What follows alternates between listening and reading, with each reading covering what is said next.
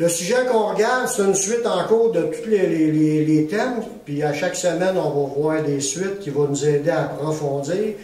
La semaine passée, j'ai parlé que marcher par la foi, c'est de marcher par la foi dans ce qui est déjà écrit dans la parole de Dieu. La Bible, tu as déjà tout le mode de vie d'un chrétien dans le Nouveau Testament. Fait que quelqu'un qui dit « j'avance par la foi », mais il va se mettre à lire la Bible, puis il veut mettre en pratique ce qui est écrit là. Jésus l'a dit, pourquoi m'appelez-vous Seigneur, Seigneur, et ne faites-vous pas ce que je vous dis? Où ce que je vais entendre, premièrement, ou ce que Jésus a dit, c'est dans la Bible. Jésus est la parole faite chair. Le Nouveau Testament, même l'Ancien, c'était la parole de Jésus, la parole de Dieu. Puis dans le Nouveau Testament, c'est notre alliance qu'on a, la nouvelle alliance. Puis là-dedans, Jésus nous parle. C'est déjà tout écrit. Tout ce qu'on a besoin d'apprendre pour vivre une vie chrétienne, c'est écrit parce qu'on voit tous les enseignements des disciples. Ça, c'était marcher par la foi selon ce qui est écrit. Pour aller un petit peu plus loin dans notre marche par la foi, c'est d'apprendre à écouter la voix de Dieu. Et de marcher par la foi dans la voix de Dieu, parce que Dieu, il y a un appel pour moi, il y a un appel différent pour chacun d'entre vous. Chacun des disciples de Jésus, le Seigneur les appelle, puis il y a quelque chose pour lui. On n'essaye pas, dans un sens, d'imiter les autres. Oui, il y a des choses qui se répètent d'un à l'autre, mais il y a des choses particulières, parce que Dieu a déposé en chacun de vous, chacun de nous, des dons différents. Fait que Jésus a des attentes différentes d'une personne à l'autre, puis il nous appelle à entrer dans ce que lui a préparé pour chacun de nous. C'est ce qu'on va regarder aujourd'hui. Marcher par la foi nous amène à répondre à l'appel de Dieu. La semaine passée, j'ai dit que si tu mets en pratique, tu marches par la foi. Mais si quand tu cherches à mettre en pratique, tu n'as pas découvert qu'il y avait un contact qui commençait par naître de nouveau, puis marcher en relation à l'appel de l'écoute de la voix de Dieu, si tu n'as pas compris qu'il y avait aussi cette dimension-là, d'être à l'écoute puis de marcher en contact avec le Seigneur, mais tu es en train de pratiquer une religion. Essayer de mettre en pratique la parole sans avoir compris qu'il y avait un contact qui s'établit avec le Seigneur, puis là tu lui demandes des affaires, puis il te parle, puis il te répond, puis là il te conduit dans la parole, mais aussi la relation est importante pour mettre en pratique la parole. Si tu marches dans la parole sans la relation, tu es en train de pratiquer une religion, ça ne sert pas à rien. C'est premièrement d'être de nouveau. Après ça, par l'Esprit de Dieu, l'écoute de sa voix et l'obéissance à sa parole, ça se complète pour comprendre l'ensemble du plan de Dieu. Dieu ne nous appelle pas par sa voix à aller en dehors de ce qui est déjà écrit. Ce qui est écrit, c'est la base, mais il y a des choses particulières que Dieu veut développer avec chacun de nous.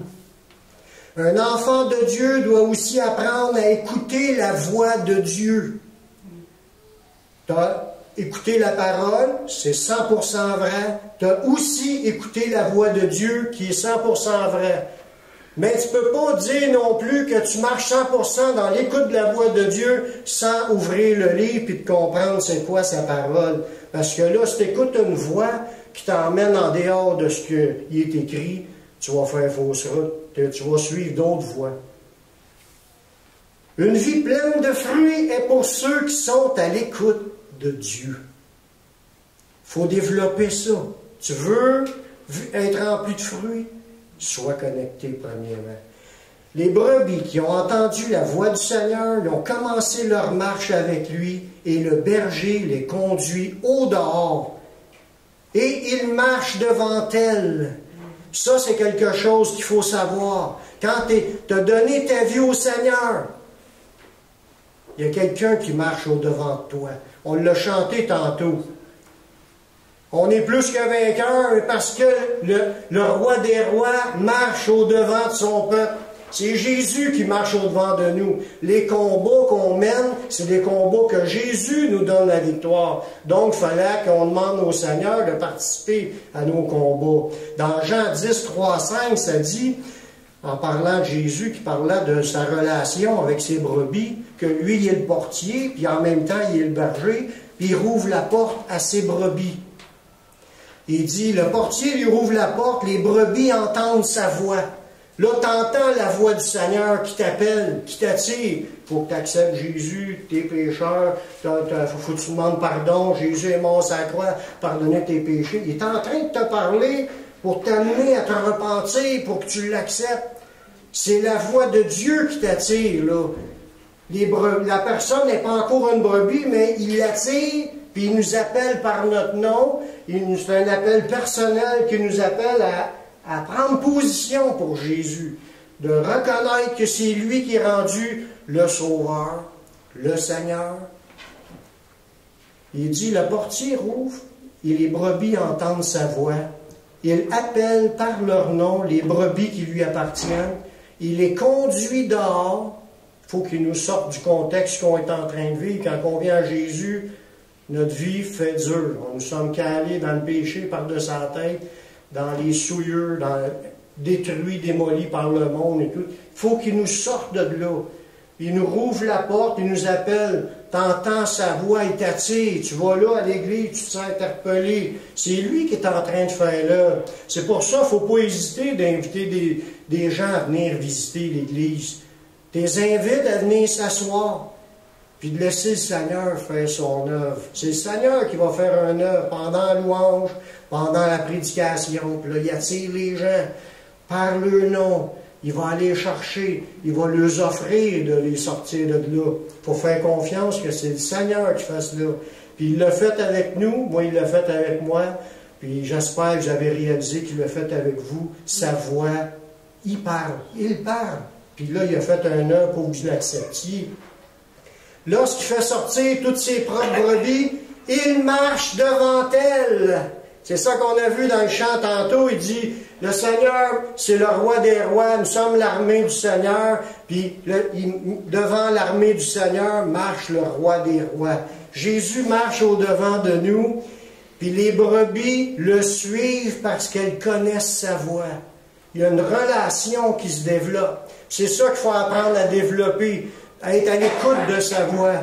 À part que de mettre en pratique la parole, apprendre à savoir qu'il est là, puis qu'on a un contact avec. Puis on fait attention à ce contact-là. On veut développer ce contact-là, cette relation avec lui. On va apprendre à discerner lorsqu'il nous parle, pour pas qu'il nous parle dans le vide. Parce qu'il nous a parlé toute la semaine. Si je vais faire lever la main à tous ceux qui ont entendu la voix de Dieu cette semaine. Ah, il y en a qui ont entendu la voix de Dieu. Il y en a qui ne savent pas. Il faut développer cela. Prier, parler au Seigneur, lisez la Bible. Si vous avez lu la Bible, il vous a parlé. Vous n'avez peut-être pas compris quand il vous a parlé que c'était lui qui allumait la lumière pour comprendre un bout de texte. Mais c'est lui qui fait tout ça.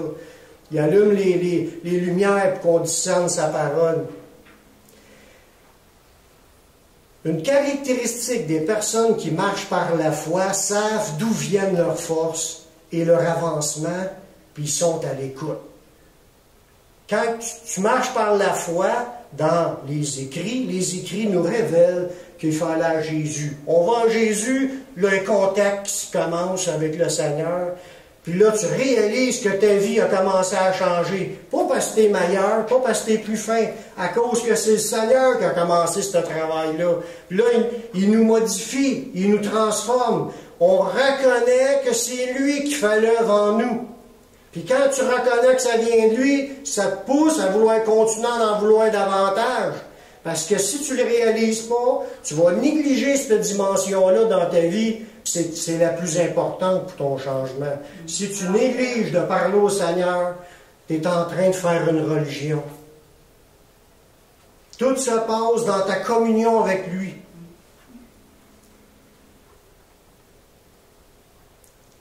Quand tu sais que c'est grâce au Seigneur que le travail se fait dans ta vie, tu t'accroches, tu t'approches, puis tu es à l'écoute. Jean 14, 26, Jésus le dit, l'Esprit Saint, le Consolateur, l'Esprit Saint que le Père enverra, mon nom, vous enseignera toutes choses, puis vous rappellera tout ce que je vous ai dit.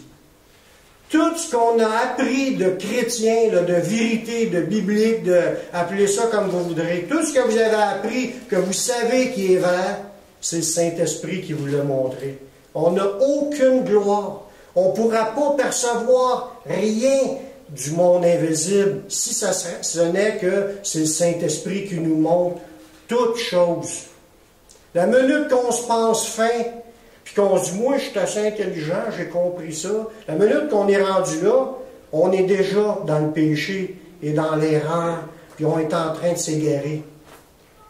Il faut reconnaître que tout changement est possible uniquement quand tu es en contact avec lui. Puis c'est de reconnaître que c'est lui qui le fait. Là, on va pouvoir lui rendre la gloire qui lui revient. Parce que c'est grâce à son œuvre, à lui, si on peut se rendre à quelque part dans notre vie chrétienne. Sinon, retire l'Esprit Saint sur la terre, il n'y a même pas une personne qui peut accepter Jésus et naître de nouveau. Parce que pour naître de nouveau, c'est de recevoir l'Esprit Saint. S'il n'est plus là, tu ne peux pas le recevoir. Donc, en passant, c'est pour vous dire que l'idée de dire, par exemple, que là, un jour, le Saint-Esprit va être enlevé de la terre, puis il va y avoir la grande tribulation, puis il va y avoir du monde sauvé ensuite, c'est une fausse doctrine, c'est impossible. Il n'y a pas une personne qui peut être sauvée sans le Saint-Esprit. Si tu enlèves le Saint-Esprit de la terre, aucune personne ne peut naître de nouveau. Il n'y a personne qui va être sauvé. Fait que toute cette doctrine-là est en train de dire qu'il y a une autre manière d'être sauvé que le plan qui a été donné dans le Nouveau Testament. C'est une fausse doctrine. Il y a une seule manière d'être sauvé. C'est que premièrement, le Saint-Esprit t'a amené à comprendre que Jésus a tout accompli pour toi. Puis quand tu demandes pardon, c'est lui, après ça, qui commence l'œuvre pour te changer, pour te transformer. Fait que tout le travail, toute la gloire revient au Saint-Esprit et non pas à nous. Le désir de l'apôtre Paul était que chaque personne comprenne et entre dans l'appel de Dieu. Parce que tu peux avoir reçu une nouvelle naissance et pas grandir dans le Seigneur. Tu es encore pareil. 10 ans plus tard, tu es encore pareil. 15 ans plus tard, tu es encore pareil. Il n'y a pas de changement. C'est pas parce que la parole de Dieu n'est pas puissante, c'est pas parce que le Saint-Esprit n'est pas tout puissant. Parce que le Saint-Esprit, c'est Dieu, puis il peut tout. C'est nous qui n'écoutons pas.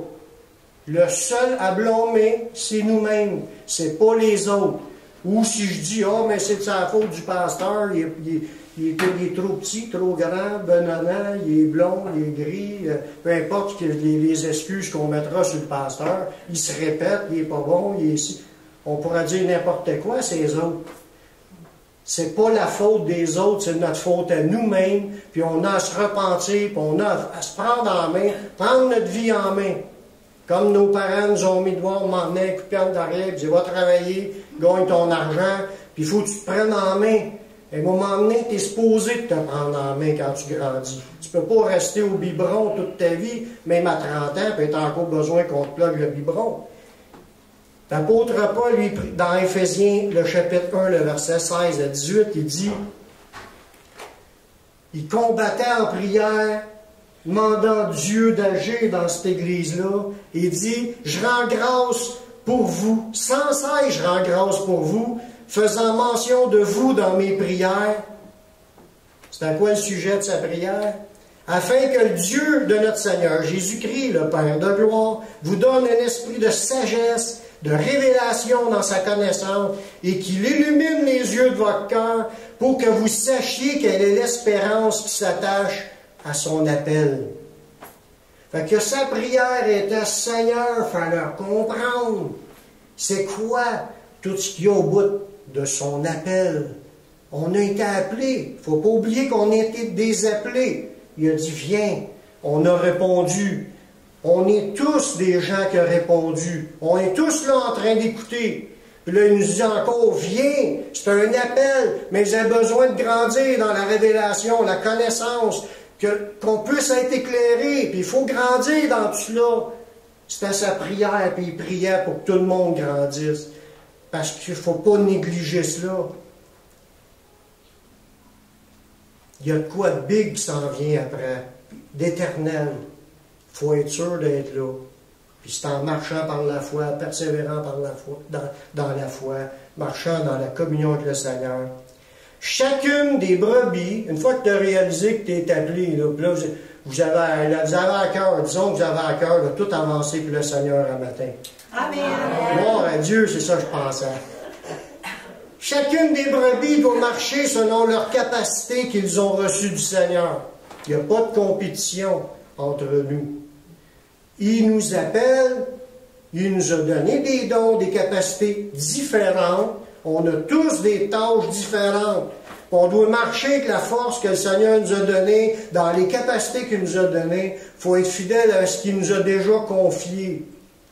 Oh, j'aimerais ça être comme Billy Graham. Dieu ne m'a pas demandé d'être Billy Graham, il ne m'a pas demandé d'imiter Billy Graham. Je n'ai pas le contexte, ni les qualités, ni la compétence, ni l'appel de Dieu non plus. La première des questions, c'est « je n'ai pas l'appel de Dieu pour remplacer Billy Graham ». Il y en a sûrement un qui l'a quelque part, mais c'est pas moi. Mais si je passe ma vie à attendre que ça arrive, puis je ne mets pas en pratique les choses que j'ai déjà, je vais attendre après quoi? Je vais attendre qu'on m'appelle puis me dire viens remplacer Billy Graham. Ça ne marche pas, ça. Je dois être où ce que je suis, faire ce que Dieu me demande ici. Où ce que je suis déjà avec les capacités que j'ai. Chacun de vous, c'est la même chose.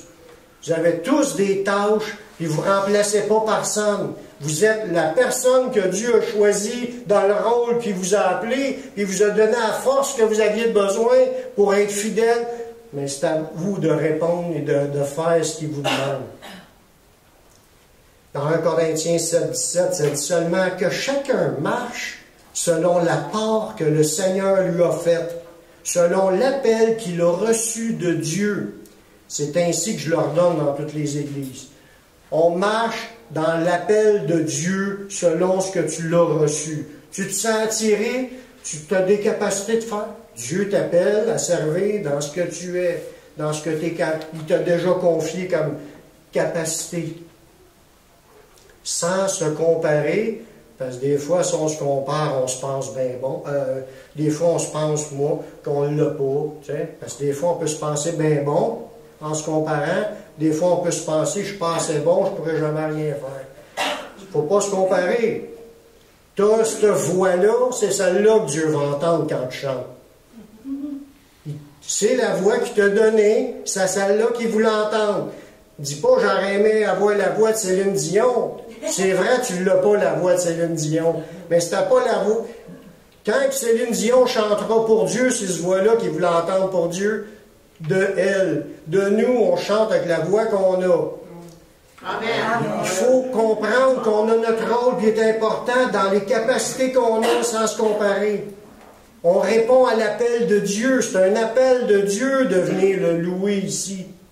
Pas juste ici, n'importe quelle église qui loue le Seigneur. C'est un appel à être à notre place, venir chanter, célébrer les louanges du Dieu créateur de toutes choses. C'est pas du n'importe quoi.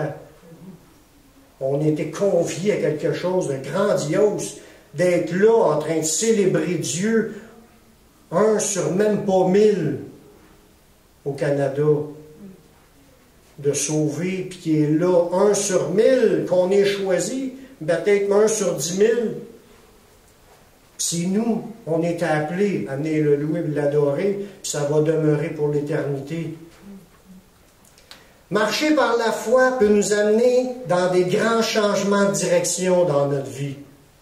Quand tu réponds à l'appel de Dieu, ta vie peut être complètement bouleversée. Tu vas partir ici, tu vas aller là, il va t'appeler, comme tu peux rester toute ta vie dans la même ville où tu es.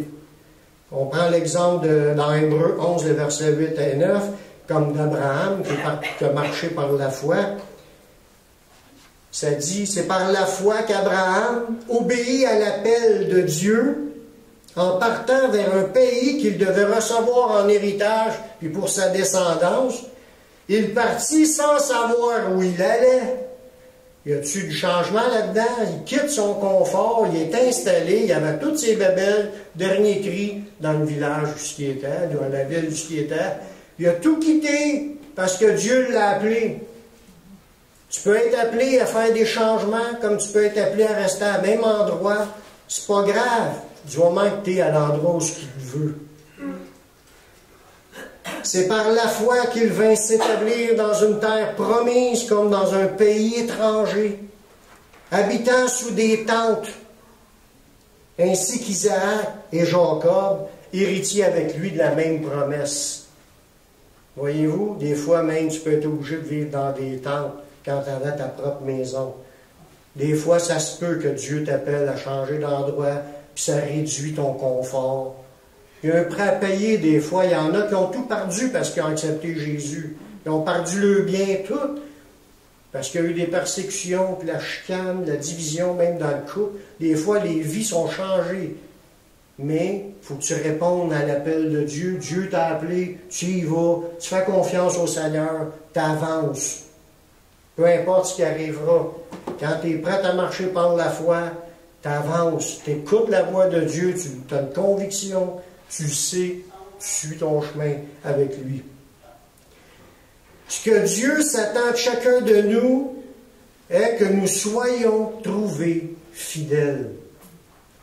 Dans Luc 16, les versets 10 à 12, Jésus l'a expliqué, cette vérité-là, à ses disciples, puis il veut qu'on base notre vie là-dessus. Il dit, celui qui est fidèle dans les moindres choses, l'est aussi dans les grandes. Celui qui est injuste dans les moindres choses, l'est aussi dans les grandes. Tu commences ta vie chrétienne, le Seigneur t'a appelé à travailler dans son œuvre, tu commences ta vie chrétienne, sois fidèle dans les petites choses. Tu as des petites affaires qui te sont demandées. Tu lis la Bible, tu t'aperçois, faut que j'y aille à l'église. Faut que je prie. Faut que je lise la Bible. Tu découvres un paquet de tu commences par être fidèle. Tu commences par être fidèle. Si tu n'es pas fidèle d'un petit, comment est-ce qu'il va te confier les plus grandes? Dieu veut nous confier des tâches, des grandes tâches. Je l'ai dit la semaine passée ou il y a 2 semaines, Jésus a dit à ses disciples, vous allez faire des œuvres encore plus grandes que celles que j'ai faites. Mais avant qu'il te les confie, il faut que tu apprennes à être fidèle d'un petit. Si donc vous n'avez pas été fidèle dans les richesses injustes, là on parle dans les richesses monétaires, qui vous confiera les véritables? Fait qu'il nous demande d'être fidèles dans notre administration terrestre, dans ce qu'il nous demande. Il nous parle, on marche, on obéit, on est fidèle, on ajuste notre vie de plus conforme. Comme il nous demande de quoi? On a de la misère, on lui demande de l'aide. Le Saint-Esprit nous chante, puis il nous amène pas par pas, puis il nous pardonne parce qu'on lui demande pardon quand on tombe. On continue à avancer, puis il nous guide, puis il nous fortifie. Là, on est encore fidèle, il nous confie des tâches, une petite tâche, une responsabilité là. Il nous guide, il nous en donne encore plus. Tu te réveilles 30-35 ans plus tard, tu es pasteur dans une église. Tu as commencé, tu vivais dans une rue d'un village, d'une ville, où tu étais dans le quartier pauvre, puis tu n'avais rien qu'à part que faire du trouble partout si tu passais, puis lui, il t'a cherché, puis il t'a transformé, puis il t'a emmené à devenir un pasteur d'une église.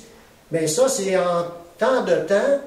Il y en a qui sont plus vite que d'autres, puis il y en a d'autres, ça prendrait du temps. Tout ça pour arriver, si tu es fidèle dans les choses, il va t'en confier d'autres. Puis ça va monter. Amen. Parce qu'il nous en confie toujours les plus grandes. On va devenir comme Jésus, puis même en faire des plus grandes que Jésus. C'est-tu votre aspiration? Cette promesse-là est pour chacun de vous. Là. Vous pourriez tous dire Amen. Je veux voir les œuvres que Jésus va faire à travers moi, des œuvres encore plus grandes que ce que Jésus a fait. Jésus a soigné des personnes, mais j'espère que mon ministère va être d'en soigner encore plus. Tu peux te retrouver dans un hôpital puis travailler là à plein temps. Tu vas être en train de soigner du monde. Mais toutes les méthodes sont bonnes pour rejoindre les gens. Si vous n'avez pas été fidèle, le verset 12 de Luc 16, il dit, si vous n'avez pas été fidèle dans les richesses injustes, qui vous confiera les véritables? Soyons fidèles avec ce qu'il nous demande. Si vous n'avez pas été fidèle dans ce qui est à autrui, qui vous donnera ce qui est à vous? On commence dans ta vie chrétienne en servant avec les autres. Puis le Seigneur, il a un plan pour ta vie, puis il veut t'amener dans un niveau beaucoup plus élevé, en autant que tu es fidèle. Jésus lui-même, Jésus, c'était pas n'importe qui, c'était notre exemple de foi. Tu ne peux pas avoir plus de foi. Lui, il avait la plénitude de la foi. Puis il vivait la plénitude du Saint-Esprit. Il dit, il a été fidèle dans tout ce que son Père l'a appelé. Dans Hébreux 2, 17, qu'on voit ça. En conséquence, il a dû être rendu semblable en toutes choses à ses frères. Jésus était en toutes choses semblable à nous, afin qu'il fût un souverain sacrificateur miséricordieux et fidèle dans le service de Dieu pour faire l'expiation. Pour arriver dans son rôle d'expiateur, il fallait qu'il y ait une vie exemplaire, sans péché. S'il aurait péché une seule fois, il aurait été disqualifié pour son rôle d'expiateur. Il a fallu qu'il soit 100% fidèle pour arriver à faire son rôle. Puis lui, c'est notre exemple. On doit viser à être comme Jésus et être le plus fidèle pour marcher comme qu'il a marché lui-même. Fidèle en toutes choses. S'il vise d'être sans péché, Jésus visait d'être sans péché, mais moi tout, ça doit être mon but. Puis chacun de nous aussi, ça doit être notre but. Puis si son but était aussi de mourir sur la croix, il a prêché l'Évangile toute sa vie, il fallait qu'il aille à la croix, c'était son appel, son ministère, puis il était fidèle dans son appel, puis il a été mourir sur la croix. Nous aussi, il faut être fidèles dans ce qui nous appelle, puis être prêt à aller où ce qui nous appellera. Fidèle dans notre conduite, puis se rendre au bout dans ce qui nous appelle, dans les œuvres, puis comment ça va finir, lui seul le sait. On espère que ça le mieux. Même tous les apôtres seront morts martyrisés. Lorsque nous avançons dans le Seigneur, notre but est de toujours le servir et plaire au Seigneur. Avez-vous ce but-là? Oui. Vouloir le servir puis plaire au Seigneur. Amen. Dans 1 Thessaloniciens 2,4, ça nous dit que Dieu nous a jugés dignes. C'est l'apôtre Paul qui est en train de parler. Dieu nous a jugés dignes de nous confier l'Évangile. Ainsi, nous parlons non comme pour plaire à des hommes, mais pour plaire à Dieu, qui sont nos cœurs. Quand tu sers dans le royaume de Dieu, tu n'es pas là pour plaire aux hommes. Tu n'es pas là pour faire plaisir à Pierre Jean-Jacques, tu es là premièrement pour plaire à Dieu. Fait qu'il t'a appelé, tu veux être fidèle, tu fais ce que tu as à faire. Tu dis ce que tu as à dire. Que ça plaise ou non, si tu as appelé à faire une tâche, tu as fait, puis tu es là pour plaire à Dieu, pas pour plaire aux hommes, puis on verra comment ça arrivera à la fin. Alors, Jésus a été reçu dans ses paroles par bout, il y a d'autres bouts qui n'ont pas été reçus. Ça se peut qu'on est appelé à des tâches, des fois tu es accepté, des fois tu ne l'es pas. Il faut avancer à être fidèle dans ce qu'il nous a demandé. C'est sa voix qui nous appelle, on y va, on suit le Seigneur. Paul nous a enseigné que nous sommes comme dans une course. On doit courir pour gagner. On est comme des soldats entraînés ou on est comme des athlètes entraînés, puis on est dans une compétition, puis il faut courir comme si on veut atteindre le but, puis on veut gagner. Y a-t-il un employé qui va travailler chez son employeur, puis son but, c'est de donner 5% de lui-même? Combien de temps vous pensez qu'il va travailler là? Un jour.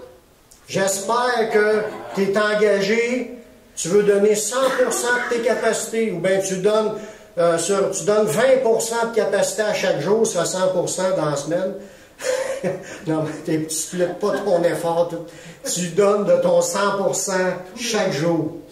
Ton temps, tu es payé de recommencer à 8 heures. Ben, à 8 heures, tu es là. Tu finis à 4 heures. Tu finis à 4 heures. Tu as donné ce que tu avais à donner. C'est à l'entente. Tu donnes. Mais devant le Seigneur, c'est la même chose. Pourquoi qu'on négligerait son œuvre?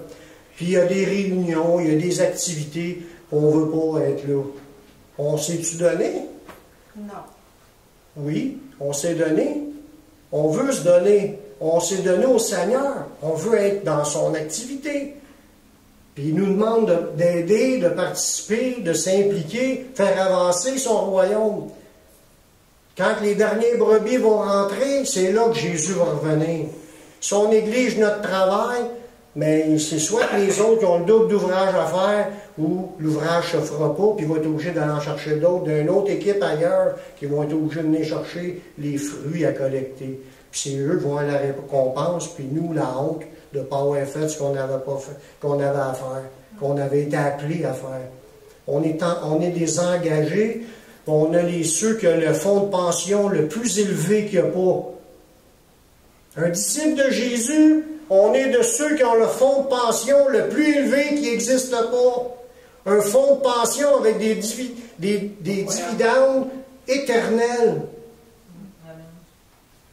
Ce qu'on ramasse présentement, on est en train de se ramasser un trésor où ce qui ne rouillera pas, puis qui ne se détériorera pas, puis il n'y a pas de voleur l'autre bord. C'est un trésor éternel qui nous attend.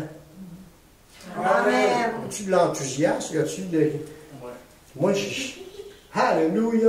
Gloire à Dieu, merci Seigneur.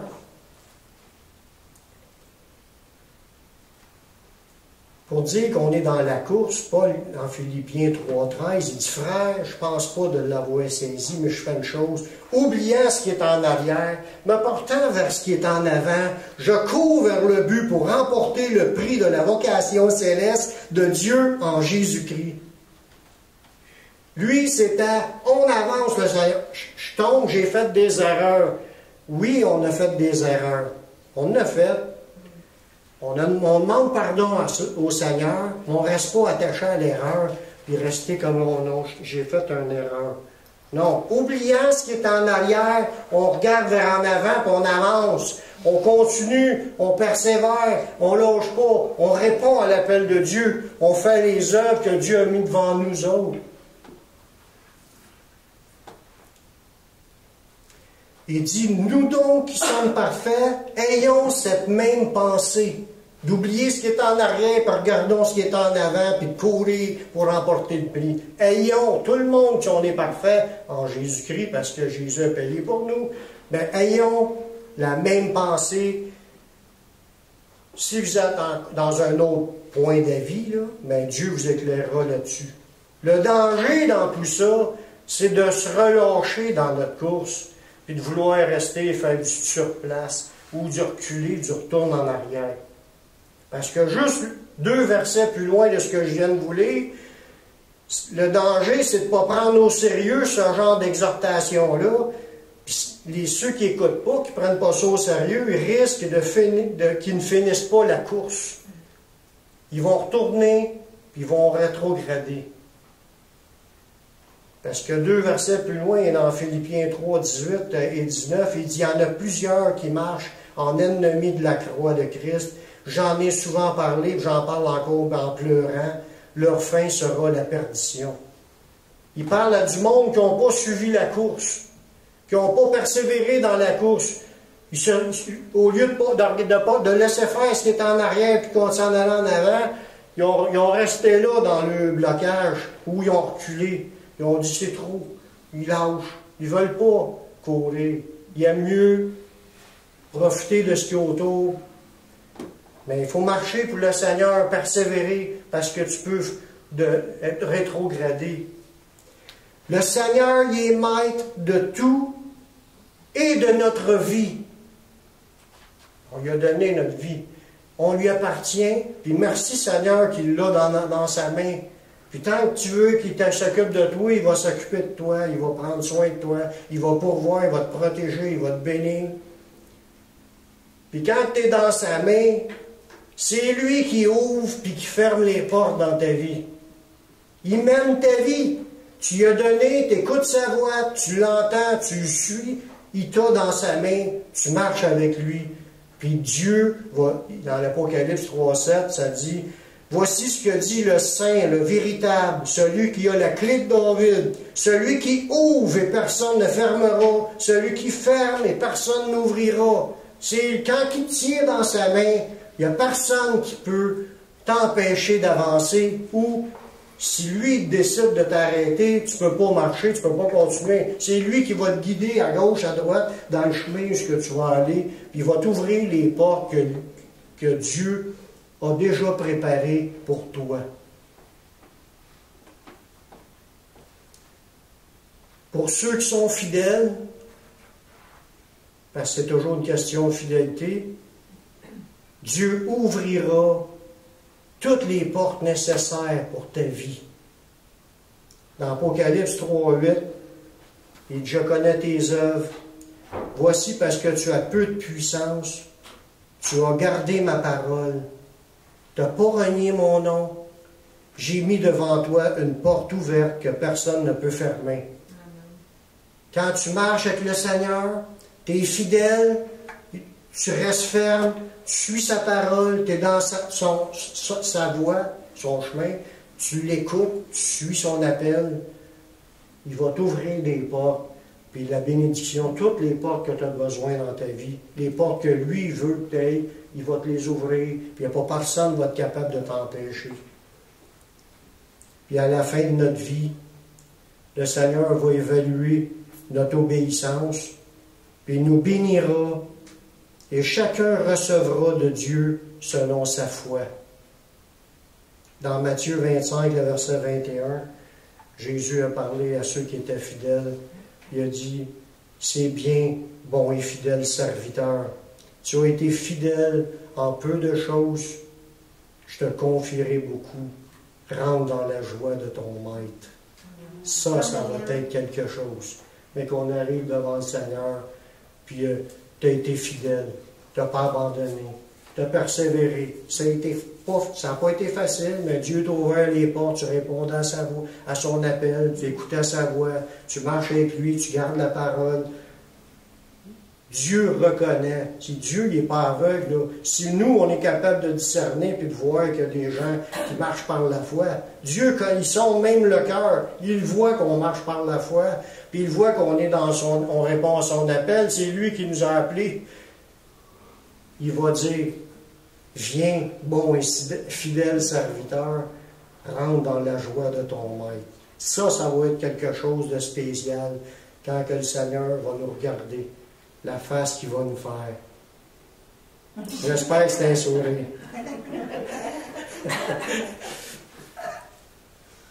Tout ça pour vous dire, on s'applique à marcher par la foi, à obéir la parole. Puis il faut s'appliquer à écouter sa voix. Parce que dans Éphésiens 2, je ne l'ai pas nommé ce verset-là, mais on en parle souvent. 8 et 9, ça dit, c'est par la grâce qu'on est sauvé. C'est par le moyen de la foi. C'est par notre foi qu'on saisit cette grâce.